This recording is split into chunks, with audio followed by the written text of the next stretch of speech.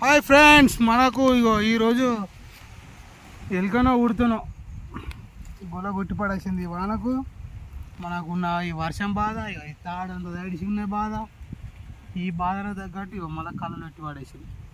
కళ్ళు ఒప్పుకున్నా, ఒక 5 బాటిల కళ్ళు గిరాకీ ఉంటే ఒప్పుకుంటే కథం క్యాన్సర్. బర్త్డే అట, సాయంత్రం పోయి అన్నాడు అదృష్టం కొద్దీ. అంటే ఒక్క బాటిల్ ఇది పోయింది, కానీ ఇంకా 4 బాటిల్ ఉన్నాయి. కానీ ఒక్క బాటిల్ మళ్ళీ సాయంత్రం పోయి అన్నాడు. ఓకే అని చెప్పిన.